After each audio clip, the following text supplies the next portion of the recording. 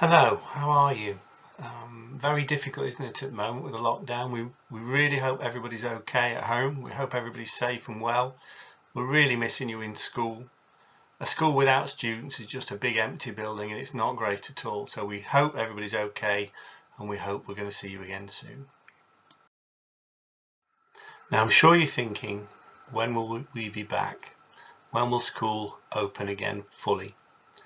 We don't know at the moment. The earliest it's going to be is after February half term, but unfortunately it might even be later than that.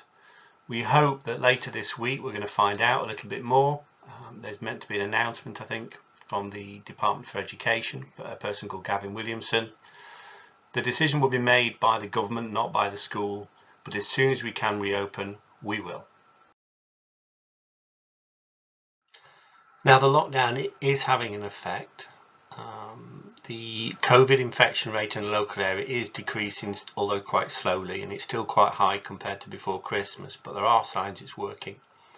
And the national vaccination programme does seem to be working really well.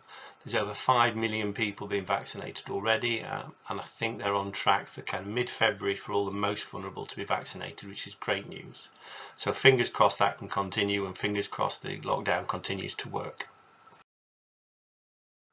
Now the government has given us everything we need to set up a testing centre for COVID in school.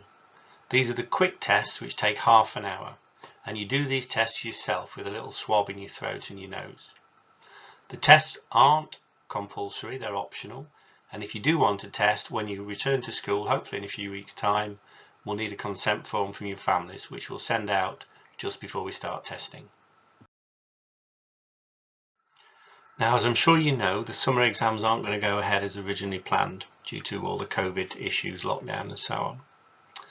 What's going to happen instead is your teachers will be assessing you in the summer term using coursework and tests and classwork and all sorts of other things.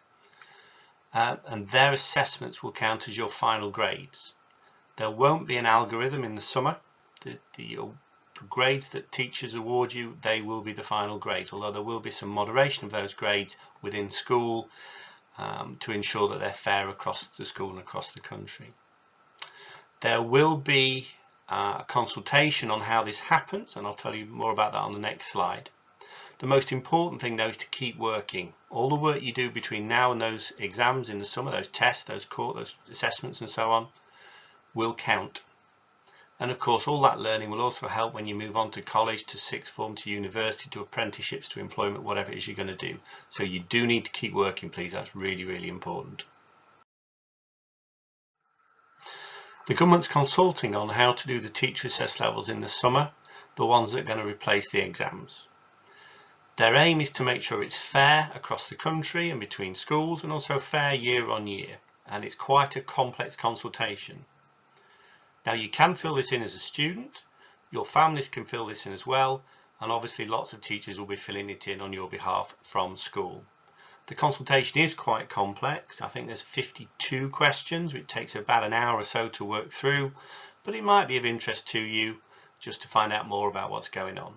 The consultation finishes in about a week, and we should know the outcome of that about 2 weeks or so after that.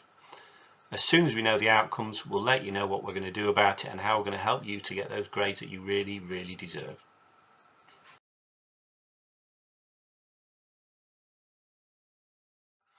Now we've just sent out the new Key Stage 3 plans for everybody by email.